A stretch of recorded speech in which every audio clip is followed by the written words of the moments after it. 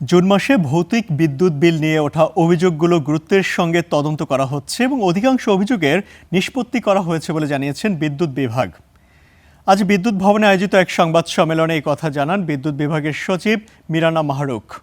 এ সময় বলা হয়, জুন মাসের বিদ্যুৎ বিল বৃদ্ধি পাওয়ায় মিটারের ত্রুটির কারণে নয়, বরং নতুন ট্যারিফ কার্যকরের ফল। তিনি বলেন, জুন থেকে নতুন ট্যারিফ কার্যকর হওয়ায় একই পরিমাণ অর্থে আগের তুলনায় কম ইউনিট বিদ্যুৎ পাওয়া যাচ্ছে। সংবাদ সম্মেলনে বিদ্যুৎ প্রতিমন্ত্রী অনিন্দ ইসলাম অমিত বলেন, ফ্যাসিস্ট সরকারের ভুল নীতি ও প্রতিবছর বিপুল ভর্তুকির কারণে বিদ্যুৎ খাত অর্থনীতির উপর চাপ তৈরি করেছে। মিটার ভাড়ার বিষয়টি সরকার পর্যালোচনা করছে বলে সংবাদ সম্মেলনে জানানো হয়।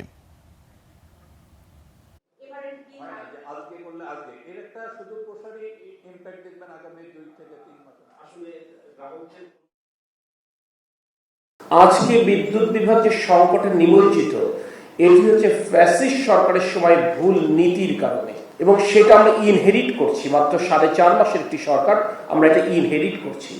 আমরা খুব সুস্পষ্টভাবে আমাদের পরিকল্পনাটা হচ্ছে, আমরা বিদ্যুৎ উৎপাদনের ক্ষেত্রে আমরা স্বাবলম্বী হতে চাই, পরনির্ভরতা কমাতে চাই। সম্প্রতি জুন 2026 মাসে বিদ্যুৎ বিল নিয়ে জনমনে কিছু প্রশ্ন এবং কিছু উদ্বেগ সৃষ্টি হয়েছে। বিদ্যুৎ বিভাগ বিষয়টি গুরুত্বের সঙ্গে পর্যবেক্ষণ করেছে এবং প্রকৃত সত্য তুলে আনার জন্য আমাদের সকল বিতরণ সংস্থাকে প্রয়োজনীয় নির্দেশনা দেওয়া হয়েছে।